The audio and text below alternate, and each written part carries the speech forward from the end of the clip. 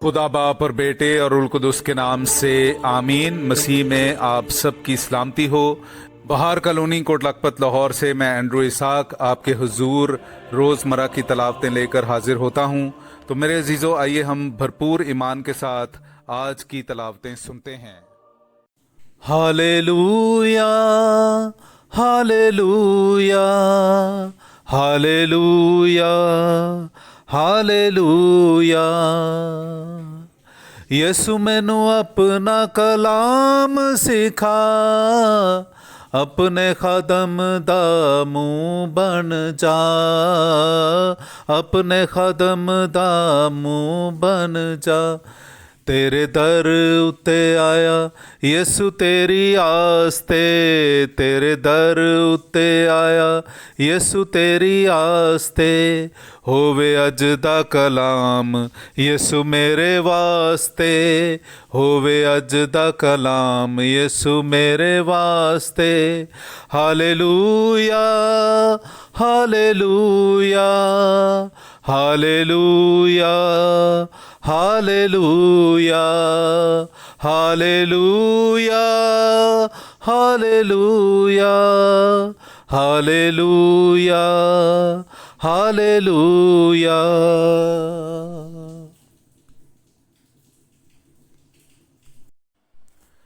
एक इंसान ईमान के सबब से सादिक ठहरता है, ना कि शरीयत के अमाल से। हमारे लिए आज की पहली तलावत मुक़द्दस पौलुस रसूल का रोमियों के नाम ख़त, उसका 30 बाब 21वीं से 30वीं आयत तक।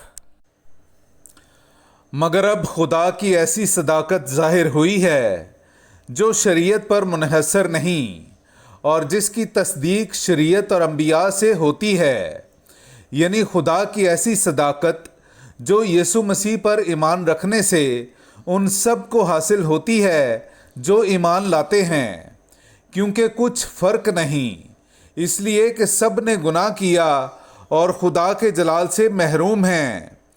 पस वो उसके फजल से, उस मुखलसी के सबब से जो मसीह यीशु में है, मुफ्त सादिक ठहराए जाते हैं।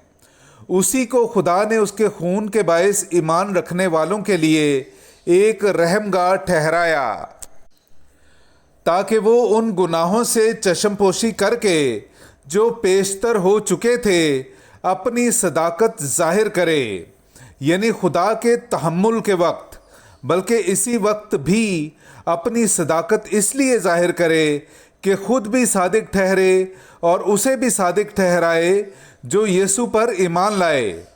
तो अब तेरा फ़ख्र कहाँ रहा? इसकी तो गुंजाइश ही नहीं। कौन सी शरीयत के सबब से? क्या अमाल की शरीयत से? नहीं, बल्कि ईमान की शरीयत से। चुनांचे हमारा दावा ये है कि शरीयत के अमाल के बगैर ईमान के सबब से इंसान सादिक ठहरता है। क्या खुदा सिर्फ यहूदियों ही का है, गैर कौमों का नहीं? बेशक गैर कौमों का भी है, क्योंकि एक ही खुदा है जो अहले खत्तान को भी ईमान के सबब से और अहले कुल्फ को भी ईमान के बाइस सादिक ठहराता है। पाक कलाम का पढ़ा और सुना जाना हम सब के लिए बाइस बरकत हो। खुदा का शुक्र हो। खुदावंद के पास शफकत और कसरत से फिदिया है। मेरे अजीज़ों, आइए हम आज का जमायती ज़बूर सुनते हैं।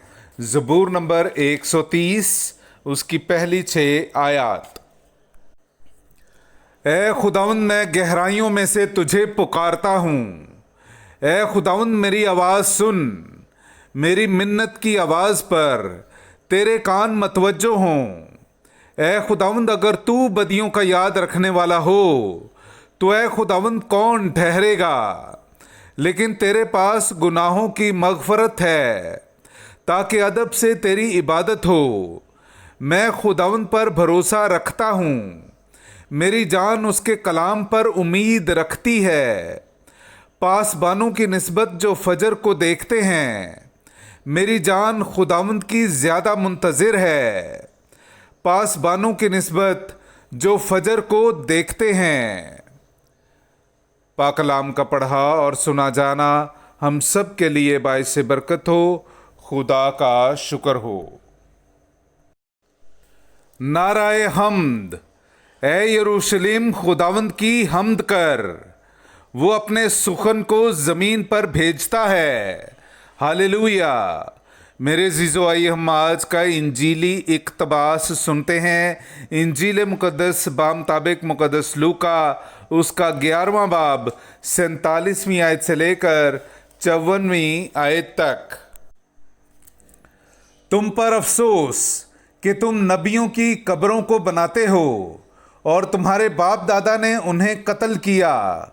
सचमुच तुम गवाही देते हो और अपने बाप दादा के कामों की ताईद करते हो, क्योंकि उन्होंने तो उन्हें कत्ल किया और तुम कब्रें बनाते हो। इसीलिए खुदा की हिकमत ने कहा कि मैं नबियों और रसूलों को उनके पास भेजूंगा। वो उनमें से बाज़ को कत्ल करेंगे और सताएंगे, ताकि सब नबियों के खून की जो बनाए आलम से बहाया गया इस पुश्त से जवाबदही की जाए। आबिल के खून से लेकर उस जिक्रिया के खून तक जो कुर्बानगाह और हैकल के दरमियान हलाक हुआ। हाँ, मैं तुमसे कहता हूँ कि इसी पुश्त से जवाबदही की जाएगी। ए उलमाए शरा, तुम पर अफसोस कि तुमने मारिफत की कुंजी छीन ली। तुम आप दाखिल ना हुए और दाखिल होने वालों को भी रोका।